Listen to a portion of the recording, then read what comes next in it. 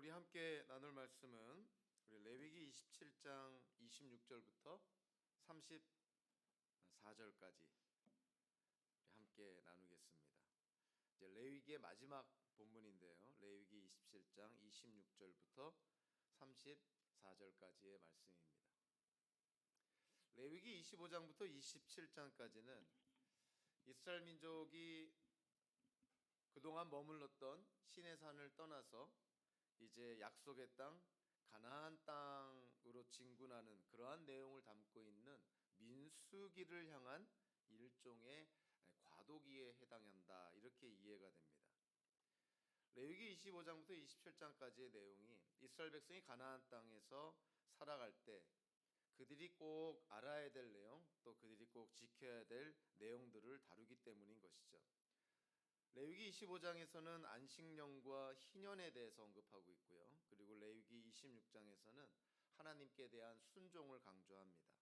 그리고 레위기 27장에서는 가나안 땅에서의 삶과 관련한 하나님의 율법을 지키는 것에 대해서 강조를 합니다.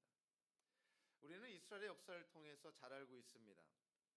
이와 같은 하나님의 그런 뜻, 또 하나님의 성품이 반영되어 있는 그런 하나님의 율법을 출애굽 1세대는 실패했다는 사실을 우리는 잘 알고 있습니다. 그런 반면에 출애굽 2세대는 출애굽 1세대와는 달리 믿음의 순종을 통해서 가나안 땅, 약속의 땅으로 들어갔다는 사실, 또 믿음의 순종을 실현했다는 사실을 우리는 또한 잘 알고 있습니다. 현대에서는 우리 기독교인들에게 있어서는 상징적이고 역사적인 이 두 가지의 사실, 실패한 출애굽기 1세대를 따를 것인가, 아니면 하나님의 약속을 받아 누린 출애굽 2세대를 따를 것인가, 어찌 보면 현대에서는 우리에게 주어진 그러한 질문이라고 볼 수가 있습니다.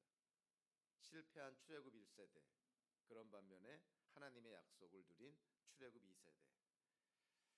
자, 오늘의 말씀을 통해서 하나님께서 우리에게 허락하신 또 주의 하나님의 그런 법을 통해서 현대를 사는 기독교인의 삶이 어떻게 해야 될지, 진정 우리의 모든 것, 우리의 인생 전체가 하나님께 속해 있으니 우리의 모든 것, 우리의 모든 인생이 하나님께 드려져야 됨을 우리가 오늘 말씀을 통해서 다시 한번 깨닫는 귀한 시간이 되기를 바랍니다. 우리 26절부터 34절까지 우리 한 목소리로 같이 읽겠습니다. 짐승의 맛배는 새삼스레 거룩한 것으로 바칠 것이 없다. 맛배는 이미 나 주의 것이기 때문이다. 소든지 양이든지 그것들은 다 나 주의 것이다. 그러나 그가 바치려는 것이 부정한 짐승이면 그는 매겨있는 값에다 5분의 1을 더 얹어 그것을 물을 수 있다. 그가 그것을 무르지 않으면 그것은 제사장이 매긴 값으로 팔아야 한다. 사람이 자기에게 있는 것 가운데서 어떤 것을 주에게 바쳐 그것이 가장 거룩한 것이 되었을 때는 사람이든 짐승이든 또는 유산으로 물려받은 가문에 속한 밭이든 그것들을 팔거나 무르거나 할 수 없다. 그것들은 이미 주에게 가장 거룩한 것으로 모두 바친 것이기 때문이다. 주에게 바친 사람도 다시 물을 수 없다. 그는 반드시 죽여야 한다. 땅의 10분의 1, 곧 땅에서 난 것의 10분의 1은 밭에서 난 곡식이든지 나무에 달린 열매이든지 모두 주에게 속한 것으로서 주에게 바쳐야 할 거룩한 것이다. 누가 그 10분의 1을 꼭 무르고자 하면 그 물을 것의 값에다 5분의 1을 더 얹어야만 한다. 소떼와 양떼에서도 각각 10분의 1을 나 주에게 거룩하게 바쳐야 한다. 목자의 지팡이 밑으로 짐승을 지나가게 하여 10번째 것마다 바쳐야 한다. 나쁜 것들 가운데서 좋은 것을 골라내거나 바꿔치기를 하거나 해서는 안 된다. 그가 꼭 바꾸어야만 하겠다는 생각으로 어떤 것을 바꾸었다면 처음 그 짐승과 바꾼 짐승이 둘 다 거룩하게 되어 도저히 물을 수 없게 된다. 이것은 주님께서 시내산에서 모세더러 이스라엘 자손에게 이르라고 내리신 명이다. 아멘. 기도하겠습니다. 하나님, 오늘 또 레위기의 말씀을 나누면서 특별히 마지막 본문을 나눕니다. 레위기 전체를 다시 한번 돌아보면서 레위기에 나타난 또 하나님의 선하신 뜻, 우리를 향한 또 하나님의 메시지를 잘 이해하며 깨닫는 귀한 시간 되게 하여 주시옵소서. 예수님의 이름으로 기도하옵나이다. 아멘. 미시간주에는 특별한 드라이버 라이선스가 있는데요. 미시간주 거주자이면서 미국 시민권자에게만 제공하는 특별한 운전면허증입니다. 영어로는 Enhanced Driver's License라고 표현하는데요. 한글로 번역하면 강화 운전면허증이라는 것이 있습니다. 이것은 육로 또는 해로를 통해서 캐나다나 멕시코, 버뮤다, 카리브해 이런 국가에서 미국으로 입국을 할 때 미국 여권을 대신해서 사용할 수 있는 아주 특별한 운전면허증인 것이죠. 그러니까 이 운전면허증이 있으면, 이 강화 운전면허증이 있으면 미국 여권이 없이도 캐나다나 멕시코 또 버뮤다, 카리브해 이런 지역에서 미국으로 입국할 수가 있다는 것입니다. 이번에 제 아내와 함께 이 강화 운전면허증을 신청을 했는데요. 뭐 한 달쯤 있으면 뭐 배달이 될 거라고 그렇게 예상하고 있습니다. 근데 이 운전면허증을 다시 신청하면서 마지막으로 제가 신청한 이 강화 운전면허증 신청 서류를 보고 확인해 달라는 그러한 차례가 있었는데, 거기 그 서류에 보면 눈에 띄는 것이 또 하나 있었습니다. 그게 뭐냐면 이 장기 제공자라는 거예요. 여러분들도 운전면허증에 그 올간 도너를 승낙한 사람들은, 허락한 사람들은 거기에 이제 그 표시가 되어 있죠. 그러니까 이번에도 이제 운전면허증을 신청할 때 이 장기 제공자 이거를 그대로 인정하면서 신청을 했습니다. 그러면서 한번 생각을 해본 것이죠. 우리 몸 안에 있는 장기는 과연 누구의 것인가? 우리의 존재 자체가 하나님의 은혜요. 우리가 이 땅을 살아가는 것이 하나님께 의지할 수밖에 없는 우리의 존재. 그렇다면 우리 안에 있는 장기 또한 하나님의 것이라는 것을 우리가 부인할 수가 없는 것이죠. 너무나 당연한 것이죠. 그럼 우리가 죽고 난 후에 남겨진 우리의 장기는 과연 어떻게 되는 것이 하나님의 뜻일까? 이것 또한 하나님의 뜻에 맡겨야 되는 것이고, 아니 하나님께 속한 것이니까 하나님의 뜻대로 사용되는 것이 맞다고 생각을 합니다. 우리가 죽고 난 후에 남겨진 우리의 장기가 만약에 이웃사랑 실천에 조금이라도 도움이 된다면 그런 방향으로 우리의 남은 장기도 사용되어야 되지 않을까. 좀 거창하게 설명을 했지만 결론은 아주 단순하고 실천도 아주 단순합니다. 우리의 몸이 하나님께 속했으니 우리의 몸을 하나님의 뜻대로 사용하자는 것이죠. 그래서 사도 바울이 로마서 12장 1절에서 이걸 좀 문자적으로 우리가 바라보면, 형제자매 여러분, 그러므로 나는 하나님의 자비하심을 힘입어 여러분에게 권합니다. 여러분의 몸을 하나님께서 기뻐하실 거룩한 산제물로 드리십시오. 이것이 여러분이 드릴 합당한 예배입니다. 물론 여기서 몸이라는 것은 육체적이고 물리적인 문자적인 몸만을 의미하는 것이 아니라 사실은 우리의 인생 전체를 의미한다고 볼 수가 있죠. 그럼에도 불구하고 여기서 몸을 우리가 문자적으로 이해하면 결국 우리의 육신, 우리 육신 안에 있는 장기, 이 모든 것이 하나님께 제물로 드려질 수가 있다. 이렇게 이해가 되는 것이죠. 우리는 하나님께 모든 것이 속해 있다고 고백을 합니다. 우리가 누리는 것, 우리가 소유하고 있는 것, 우리의 몸, 우리의 인생 전체가 다 하나님께 속해 있다고 고백을 하죠. 그것이 물질이든 명예든 전문성이든 어쨌든 우리의 인생 전체가 하나님께 속해 있다고 고백을 하고 있는데, 그러면 그 다음에 나오는 당연한 질문은 과연 하나님께 속해 있는 것을 우리는 과연 하나님의 뜻대로 사용하고 있고 또 하나님의 뜻대로 하나님께 속한 것을 드리고 있는가? 이 질문이 또 나올 수밖에 없는 것이죠.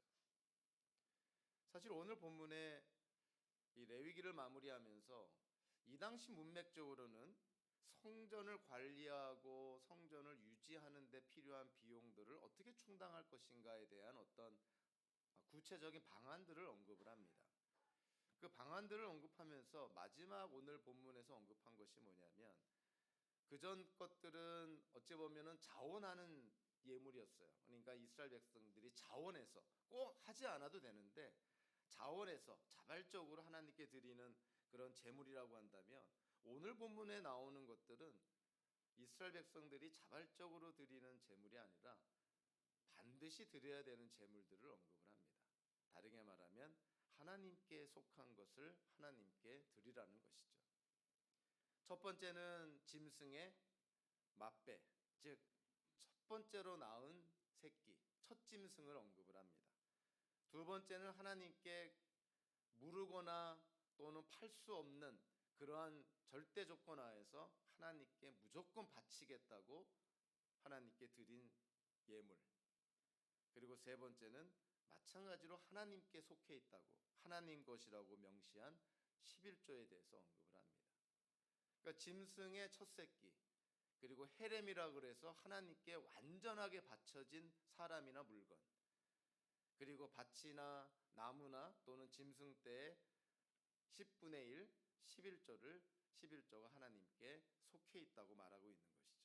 그래서 사실 오늘 본문은 이스라엘 백성들에게 어떻게 보면 선택적인 어떤 그런 내용으로 준 것이 아니라 반드시 지켜야 될 내용으로 준 거예요. 이와 같은 것들은 이미 하나님께 속해 있는 것이니 하나님께 속해 있는 것을 생색내듯이 하나님께 드리겠다고 그런 어떤 그 말도 안 되는 그런 서원이나 약속하지 마라. 이거는 그냥 그 자체가 하나님께 속해 있는 것이다. 그러니까 하나님께 속해 있는 것이니까 하나님께 드려야 된다는 거예요. 먼저 26절부터 27절까지를 보면 우리 사번역 성경에서는 짐승의 맏배라고 되어 있는데 짐승이 나온 첫 번째 새끼, 첫 짐승, 그거는 무조건 하나님의 것이라는 거예요. 예외가 없다는 것이죠. 그러니까 하나님의 것인 거를 하나님께 드리겠다고 서원하거나 그러지 말라는 거예요. 그럴 수 없다는 거예요. 이미 하나님께 속해 있는 거를 우리가 우리 입으로 생색내듯 하나님께 드리겠습니다라고 말하는 것 자체가 우스꽝스럽다는 것이죠. 왜 짐승의 첫 번째 새끼, 첫 번째 짐승이 왜 하나님께 속해 있는 것일까요? 이거는 그 유래가 유월절과 관련이 있습니다. 첫 번째 유월절, 하나님께서 이스라엘을 이집트 종살이하던 이집트를 구원하여 구출한 것을 기념하기 위해서 그 당시에 바로 왕이 하나님의 말씀을 듣질 않고 불순종하고 또 대적함으로 말미암아 그 당시에 이집트의 가정이나 또는 가축이나 그 모든 것들의 첫 번째 난 것들은 다 하나님이 죽입니다. 그러나 이스라엘 백성들의 그 첫 번째 장남이든 장녀든 그 이스라엘 백성에 속해 있는 첫 번째 짐승은 하나님이 죽이지 않고 패스오버 지나갔다는 것이죠. 하나님이 죽이지 않고 지나갔지만 그럼에도 불구하고 이스라엘 백성에 속해 있는 첫 번째 것은 다 하나님의 것이라고 하나님이 말씀을 합니다.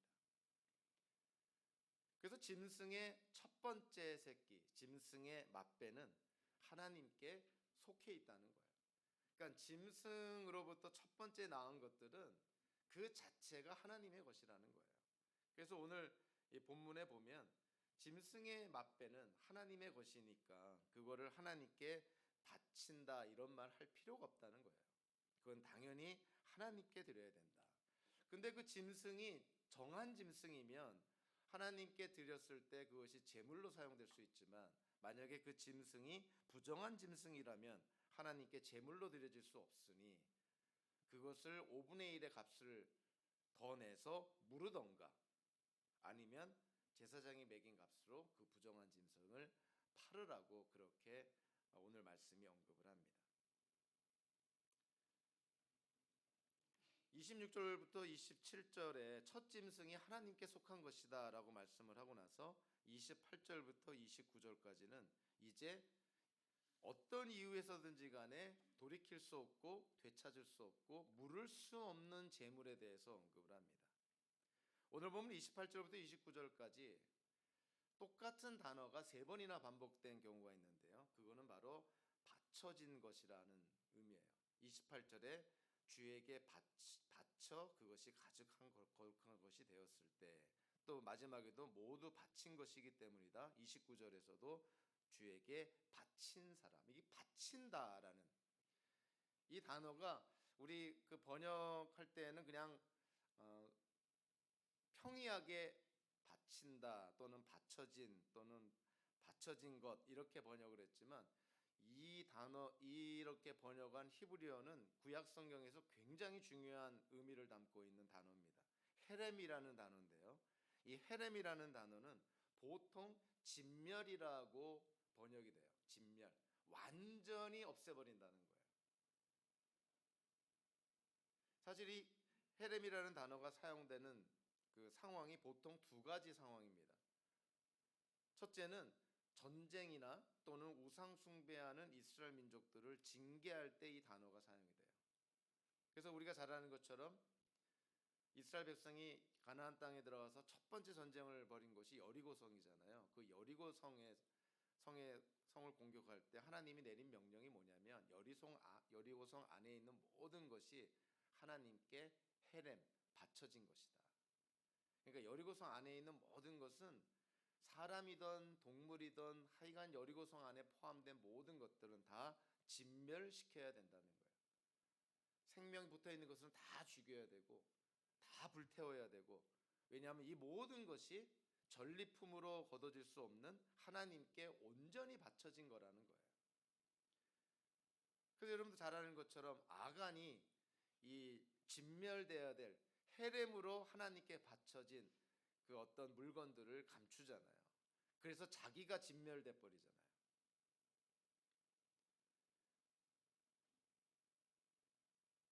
또 하나 하나님께서 사무엘을 통하여서 사울에게 아말렉 족속을 온전히 진멸시키라고 명령을 합니다.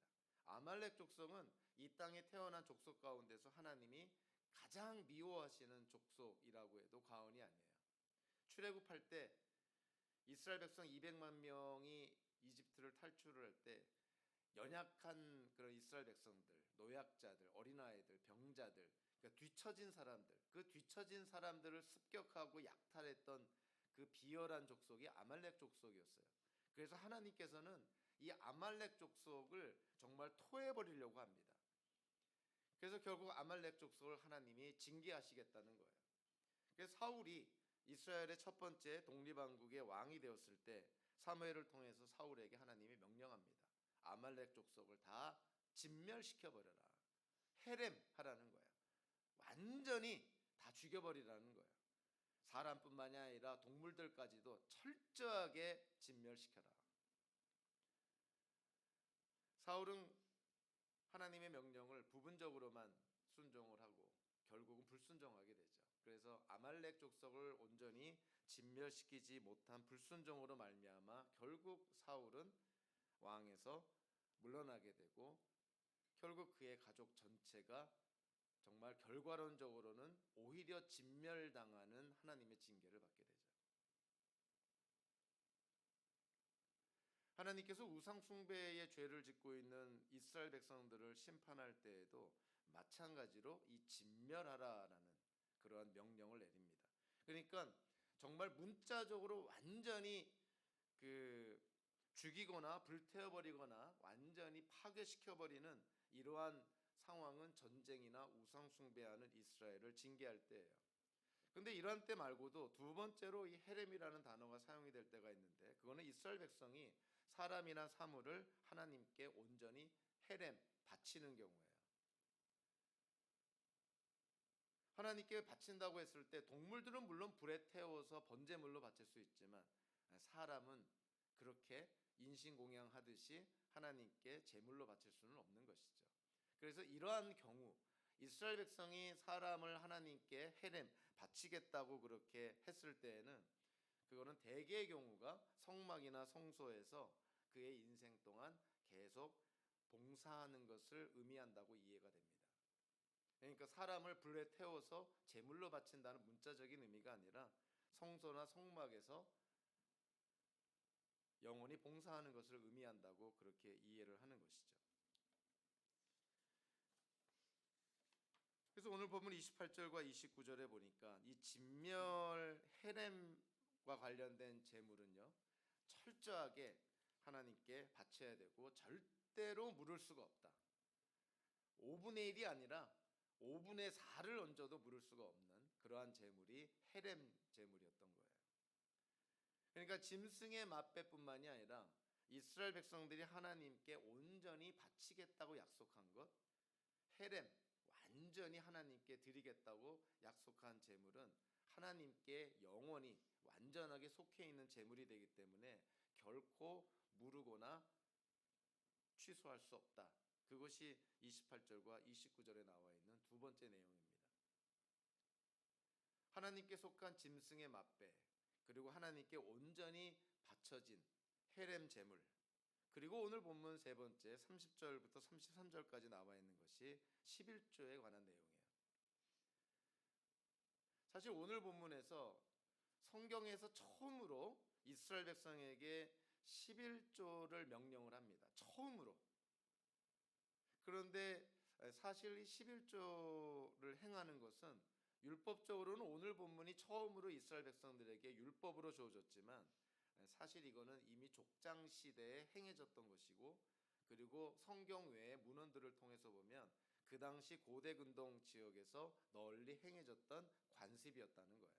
그러니까 이스라엘 백성들에게 깜짝 뉴스처럼 갑작스럽게 이 어떤 11조의 내용이 율법이 전해진 것이 아니라 이미 조상 때로부터 행해져 왔던, 그 당시 고대 근동 지역에서 관습으로 행해져 왔던 이 11조를 이스라엘 백성들에게 하나님께서 하나의 율법으로 제정해 준 것입니다. 우리가 잘 아는 것처럼 아브라함이 전쟁에서 이기고 롯을 구출하고 나서 돌아왔을 때 살렘 왕 멜기세덱이 아브라함을 마중 나가잖아요. 그때 멜기세덱이 아브라함에게 이런 복을 빌어줍니다. 천지의 주제 가장 높으신 하나님 아브라함에게 복을 내려주십시오. 아브라함은 들으시오. 그대는 원수들을 그대의 손에 넘겨주시 가장 높으신 하나님을 찬양하시오. 이렇게 멜기세덱이 아브라함을 높여주니 아브라함이 가지고 있는 모든 것에서 열의 하나를 멜기세덱에게 주었다. 그러니까 아브라함 때부터 이미 열의 하나를 어떤 특별한 감사할 일에 있을 때 선물이나 제물처럼 드리는 관습이 행해졌다는 걸 쉽게 이해할 수가 있습니다. 창세기 28장에서는 야곱도요 하나님께 약속을 하죠. 제가 기둥으로 세운 이 돌이 하나님의 집이 될 것이며 하나님께서 저에게 주신 모든 것에서 열의 하나를 하나님께 드리겠습니다. 그러니까 하나님의 율법이 11조를 통해 11조 명령으로 이스라엘 백성에게 주어지기 전에 사실은 이 11조 열의 하나를 어떤 특정한 대상에게 감사와 존경, 그러한 표현으로 드리는 것은 율법 이전에 하나님께서 지으신 창조 세계를 다스리는 하나님의 방법 가운데 하나였다는 걸 알 수가 있어요. 그러니까 이거는 율법적인 것이 아니라 율법적인 것 이전에 이미 하나님의 세상을 다스리는 방법 중에 하나였다는 거예요. 구약의 이스라엘 백성들에게 요구된 11조는 크게 두 가지 용도가 있는데요. 첫째는 성막이나 성소에서 봉사하는 사람들, 레위인들, 제사장들, 그들의 필요를 채워주기 위해서 이스라엘 백성들에게 11조를 명령을 합니다.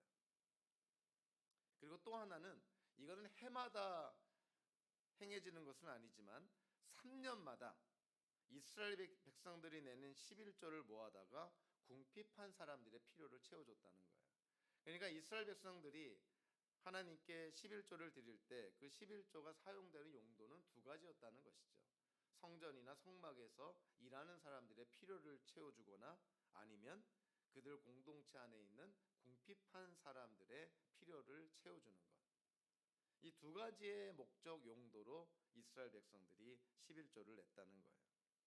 그래서 오늘 보면 30절부터 33절까지를 보니까 땅에서 나는 모든 것들 가운데 열 중에 하나, 10분의 1은 하나님의 것이다. 자, 그것이 밭에서 나는 곡식이든 나무에서 나는 열매든 또는 짐승떼에서 나는 것이든 간에 10분의 1이 하나님께 속해 있다는 거예요.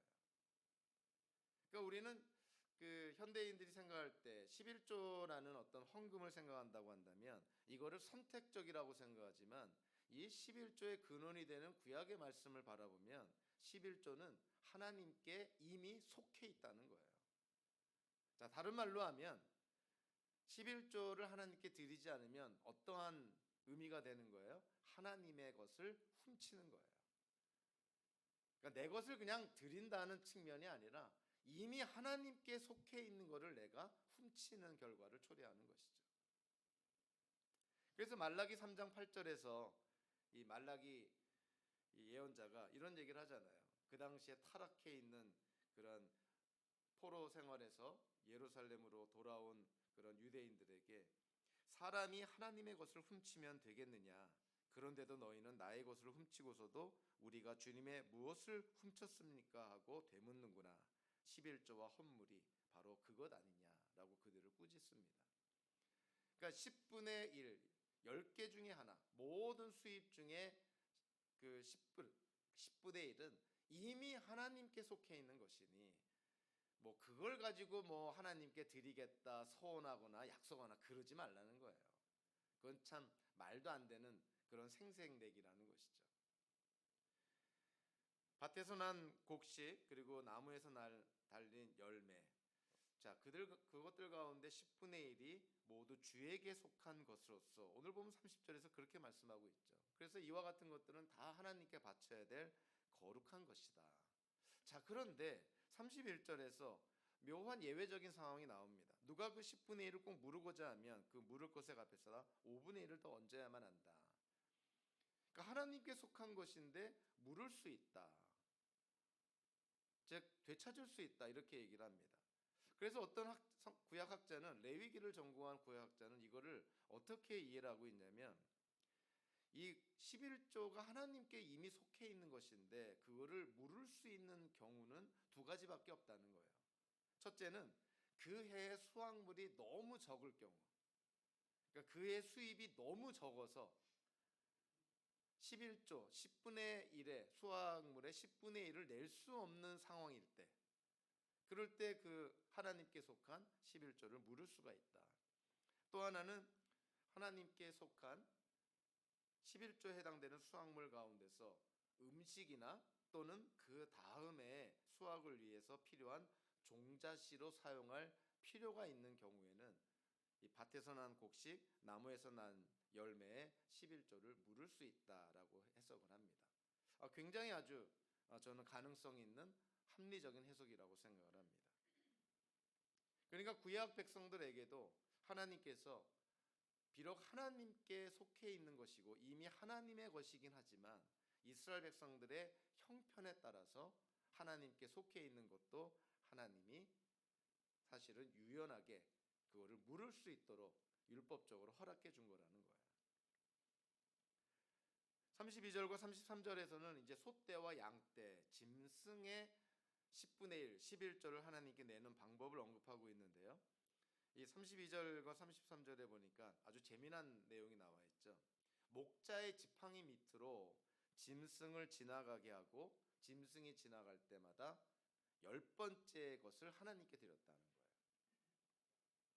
근데 여기서 현실적으로 상황적으로 우리가 이해해야 되는 거는 여기서 하나님께 드리는 그 11조의 대상이 이미 기존에 있는 동물들이 아니라 그 해에 그 기존에 있는 동물들이 낳은 새끼들이라는 거예요.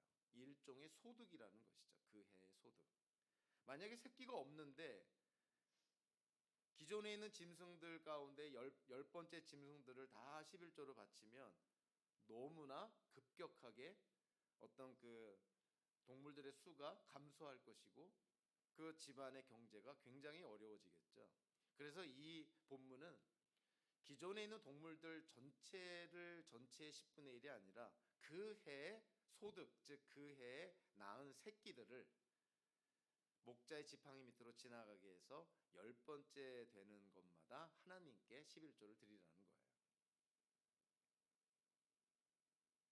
여기에는 그 두 가지 아주 중요한 의미가 있습니다. 첫째로 이 본문에도 나오지만 사람의 죄성이 있잖아요. 그러니까 그 해에 낳은 새끼들 가운데서도 정말 갓나가고 실하고 정말 그 계속 갖고 싶은 그런 그 새끼들이 있지 않겠습니까? 자기의 재산 가치가 되는 것들. 그리고 어떤 것들은 좀 병약한 것도 있고 또 태어날 때부터 허약하게 태어난 것들. 근데 그런 것들을 사람이 임의로 선택을 해서 하나님께 제물로 고르지 말라는 거예요. 그러니까 그 해 낳은 새끼들을 그냥 무작위로 목자들 지팡이 밑으로 다 지나가게 해서 그냥 10번째 되는 것은 좋은 것이든 허약한 것이든 병든 것이든 건강한 것이든 10번째 것은 무조건 하나님께 드리라는 것이죠. 그러니까 하나님께 드릴, 어찌 보면 하나님께 속해 있는 것을 사람의 어떤 그런 탐심, 이런 어떤 죄성이 끼어들지 못하도록 하는 거예요. 무조건 10번째의 것은 하나님께 드려라. 여기에 또 하나의 중요한 의미가 있는 게, 만약에 그의 이 짐승들이 새끼를 잘 못 낳았어요. 뭐 가뭄이 들어서 그럴 수도 있고, 뭐 전염병이 돌아서 그럴 수도 있고, 어쨌든 새끼를 많이 못 낳아서 10번째가 되어야 10번째 새끼를 하나님께 드리는데, 그해 낳은 새끼가 새끼의 수가 열이 안 된다면, 만약에 8번째 새끼만 낳고 그 해에 소득이 없다면 어떻게 될까요? 이 본문을 우리가 추측을 하면 10번째 새끼가 나올 때까지는 하나님께 11조를 드리지 않아도 된다는 의미예요. 그러니까 지금 10번째 새끼가 나와야만 그 10번째 것을 하나님께 11조를 드리는데, 만약에 그 해의 소득이 양새끼가 7개나 7마리나 8마리가 된다면은 하나님께 11조를 그 해에는 드리지 않아도 된다는 해석이 되는 거죠. 그러니까 10번째 그 새끼가 나올 때까지, 그 짐승들이 번식할 때까지 기다릴 수 있는 거예요. 그러니까 목자들 지팡이 밑으로 그 해에 낳은 그 소득인 새끼들을 지나가게 해서 10번째 것마다 하나님께 11조 제물로 드리라는 것은, 하나님께 드리는 제물을 사람이 고를 수 없도록 하는 방안도 있지만, 또 그 해에 소득이 부실했을 때 그 부실한 상황 속에서 그 10마리의 새끼가 나오기 전까지는 하나님께 11조의 제물을 드리지 않아도 된다는 그러한 2차적인 의미가 있는 것이죠. 이와 유사하게 사도 바울이 고린도전서를 통해서 고린도 교회 성도들에게 굉장히 그 본질적으로 유사한 내용을 언급을 합니다. 매주 첫날에 여러분은 저마다 수입에 따라 얼마씩을 따로 저축해 두십시오. 그래서 내가 갈 때 그제야 헌금하는 일이 없어야 할 것입니다. 여러분은 저마다, 개인마다 수입에 따라 얼마씩 저축해 두십시오. 그러니까 하나님께 헌금을 할 때 어떤 너무나 기계적이고 강압적이고 율법적으로 무엇인가를 요구하기보다는 각 사람의 사정과 형편에 따라서, 수입에 따라서 하나님께 헌금할 액수를 정하라는 거예요. 수입이 적은 사람한테는 10%에 해당되는 11조도 버겁습니다. 현실적으로 굉장히 힘든 그러한 상황 속에 놓여 있는 분들도 있죠. 그런데 또 어떤 분들은 11조를 내더라도 전혀 티가 나지 않을 정도로 부유한 사람들도 있어요. 그러니까 11조라는 것은 하나님께서 정해주신 일종의 기준이라고 볼 수가 있어요. 구약의 이스라엘 백성들한테는 그것이 의무적으로 시행이 됐지만, 현대를 사는 우리 기독교인들에게는 정말 우리의 모든 인생이, 우리가 받아 누리는 모든 것이 하나님의 것이어서 하나님께 드려져야 되는 기본적인 원리 속에서 우리에게 적용되는 하나의 기준이 되는 것이 바로 11조라는 것이죠. 그래서 우리의 수입에 따라서 11조를 기준으로 해서 어떤 분들은 5%의 헌금을 낼 수도 있는 것이고, 어떤 분들은 10%가 아니라 20%, 30%의 그런 헌금을 하나님께 드려도 전혀 어려움이 없는 그러한 분들도 계시겠죠. 그래서 이 모든 것을 종합해서 어떤 그 평균을 냈을 때, 각 성도마다 하나님께서 허락하신 수입의 10분의 1을 하나님께 드리는 것이 교회를 운영하고 또 주변에 있는 어려운 사람들을 구제하는 데 참 필요한 비용들을 충당할 수 있다라는 것이고요. 현대 교회에서도 통계적으로 그런 내용들이 많이 나옵니다. 한국 교회, 미국 교회 마찬가지인데요.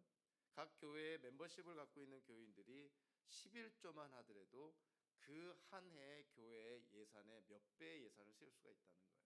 이게 참 아이러니하고 참 슬픈 현실인데, 그만큼 멤버십을 가진 교인들도 당연히 해야 될 교회 재정에 헌신을 못하고 있다. 아니, 안 하고 있다라는 표현이 오히려 더 맞는 것 같아요. 한국과 미국, 세계의 대표적인 기독교 국가 안에서도 그와 같은 현상이 지금 일어나고 있다는 것이죠. 그래서 오늘 본문은 우리에게 한마디로 하나님께 속해 있는 것을 엉뚱한 생각하지 말고 하나님께 드리라는 거예요. 하나님께 속해 있는 것. 짐승이 나온 첫 번째 새끼, 소득의 10분의 1, 그리고 특별한 경우 하나님께 온전히 바치겠다고 약속한 헤렘, 완전히 하나님께 불태워 바치듯 번제물처럼 하나님께 바치겠다고 약속한 제물, 당연히 하나님께 속해 있으니 하나님께 드리라는 거예요. 그래서 그와 같은 제물들을 통해서 그 당시에 성막이나 성소에 그런 필요한 그런 비용들이 충당이 됐다는 것이죠. 현대도 마찬가지로 교회에 필요한 비용들이 충당이 되고 또 하나님께서 허락하신 사역들을 감당하는 데 필요한 재정적인 뒷받침이 된다는 것이죠.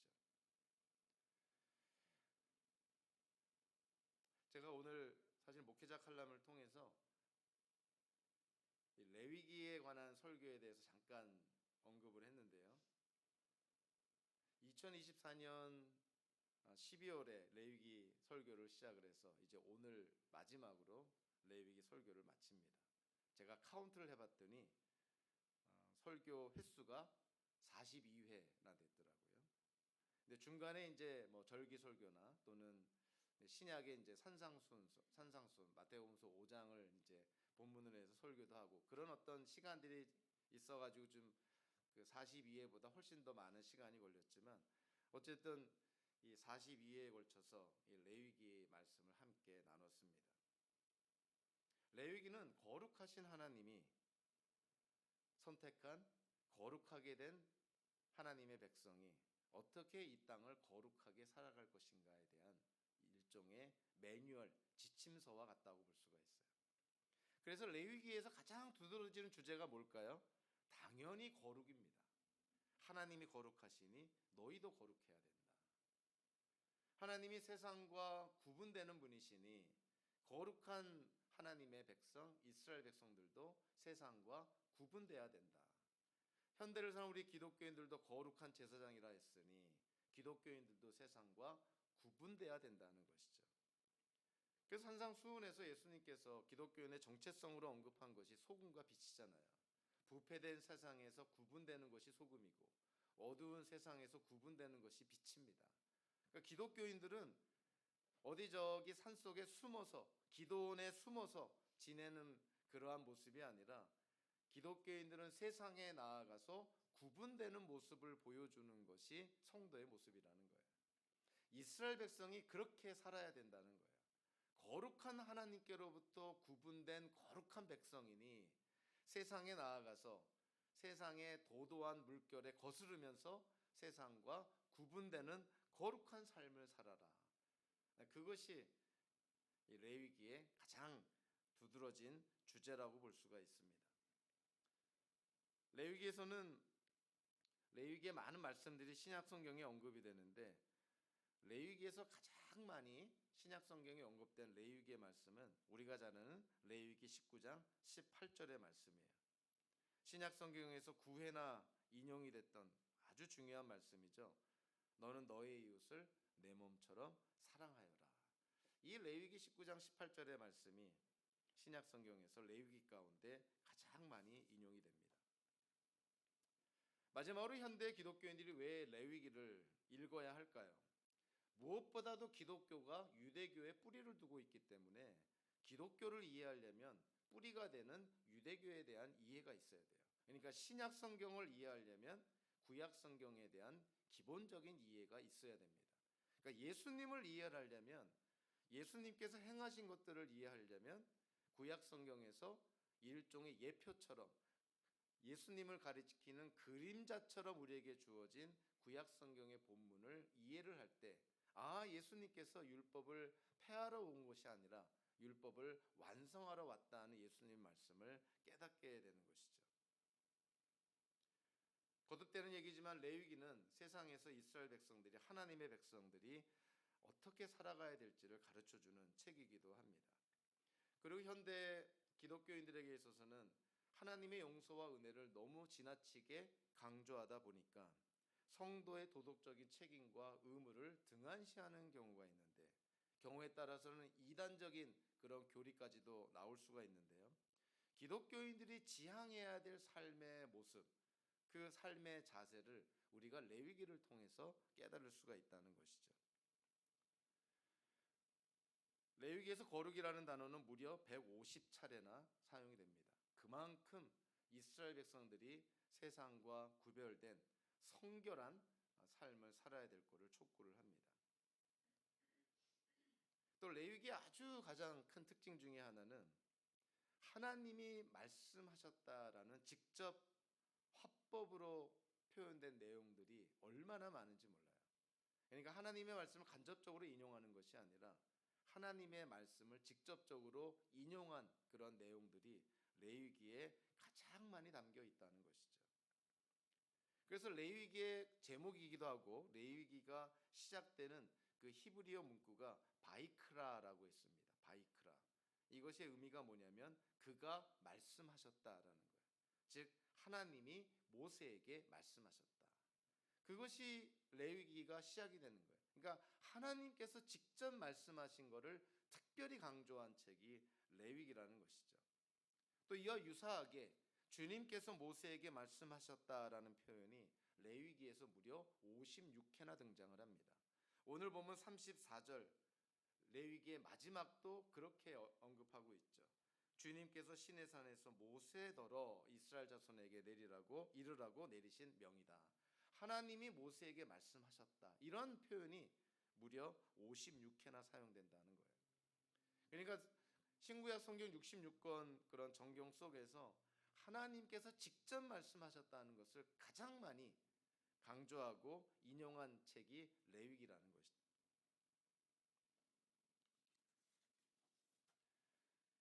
예수님께서는 내가 율법이나 예언자의 말을 폐하러 온 줄로 생각하지 말아라. 폐하러 온 것이 아니라 완성하러 왔다라고 말씀을 합니다. 예수님께서 폐하신 것은 뭐냐면 율법의 형식, 조금 진솔하게 표현하면 율법의 껍데기죠. 율법의 껍데기 형식을 예수님이 폐기하고, 그러나 율법의 알맹이, 율법의 본질은 완성하셨다는 거예요. 우리가 오늘 짐승의 맛배나 헤렘 제문이라 또는 11조 언급 우리가 함께 나눴지만 이거를 우리가 문자적으로 형식적으로 더 이상 지킬 이유는 없습니다. 그럼에도 불구하고 이 율법 안에 나와 있는 어떤 하나님의 뜻, 율법의 본질은 우리가 지켜야 된다는 거예요.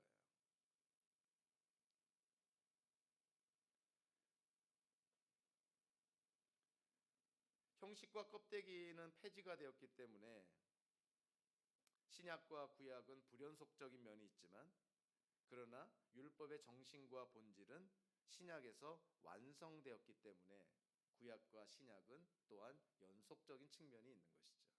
그러니까 예수님께서 율법의 껍데기는 폐하셨지만 율법의 본질은 완성하셨다. 그래서 우리가 레위기를 통해서 그런 질문을 하게 되죠. 예수 그리스도 안에서 다 이루어지고 성취된 레위기의 율법을 우리가 왜 이 시대에 사는 우리가 이거를 알아야 됩니까? 레위기의 문자적이고 액면적인 그러한 형식과 껍데기는 예수 그리스도 안에서 다 폐기가 됐지만, 그러나 레위기에 있는 모든 율법의 본질, 그 알맹이, 그 속뜻은 예수 그리스도 안에서 완성이 되고 성취가 되었기 때문에 그 레위기를 통한 하나님의 그런 의도와 우리에게 향하신 하나님의 메시지를 깨닫는 것은 여전히 중요하다는 거예요. 그래서 어떤 학자인 것 같아요. 어느 기관의 대표라고 했지만 굉장히 통찰력 있게 이 레위기에 대해서 이렇게 요약을 합니다. 레위기에는 성경에서 가장 중요하게 다루는 주제들인 속죄, 거룩, 안식의 개념이 아주 선명하게 등장한다. 이것은 성경 안에서 레위기의 위치와 그 중요성을 잘 설명해 준다. 레위기는 구약 성경의 그 어떤 책보다 복음의 핵심을 담고 있는 책이다. 레위기는 우리에게 여전히 낯설고 이해하기 어려운 책이지만 예수 그리스도의 빛으로 조명하면 그리스도의 피로 얻은 속죄와 거룩하신 하나님의 백성으로서 세상과 구별되는 거룩한 삶, 그리고 속죄와 거룩한 삶이 가져다주는 복인 안식을 생생한 의식을 통해 설명하고 있음을 알게 될 것이다. 이젠 더 이상 멀리할 책이 아니라 사랑하고 묵상하고 실천해야 할 책이다. 이렇게 요약 설명을 합니다. 굉장히 통찰력 있는 요약이라고 생각을 합니다. 앞으로 여러분들이 레위기의 말씀을 대할 때 또는 성경을 통독하는 중에 레위기의 말씀을 만나게 되더라도 부담 갖지 마시고, 이 레위기의 모든 말씀이 예수 그리스도 안에서 이루어지고 성취가 됐지만 그 레위기, 그 하나님의 율법 안에 있는 그 본질, 그 알맹이는 여전히 우리에게 유용한 하나님의 말씀이라는 것을 기억을 하면서 레위기의 말씀을 대하시길 바랍니다. 42회에 걸친 이런 레위기의 말씀, 참 우리에게 허락하신 하나님께 감사를 드리고요. 저와 여러분들 우리의 기억 속에 어떠한 내용이 남든 저와 여러분들의 앞으로의 삶에 정말 인생의 등불과 같은 지침이 되는 진리의 말씀이 되기를 주님의 이름으로 축원합니다. 기도하겠습니다. 사랑과 은혜 하나님 감사합니다. 레위기의 말씀을 통해서 정말 우리가 어떠한 존재임을, 그래서 우리가 어떠한 삶을 이 땅에 살아가야 될지를 주의 말씀을 통해서 또 거듭 강조하시고 깨닫게 하여 주심에 감사를 드립니다. 하나님께서 거룩하시니 우리도 거룩한 백성으로 거룩한 삶을 지향해야 될 것을 레위기의 말씀을 통해서 우리가 다짐하고 남은 인생 모든 것에 하나님의 영광을 위하여 살아가는 우리 모두가 될 수 있도록 인도하여 주시옵소서. 예수님의 이름으로 기도하옵나이다.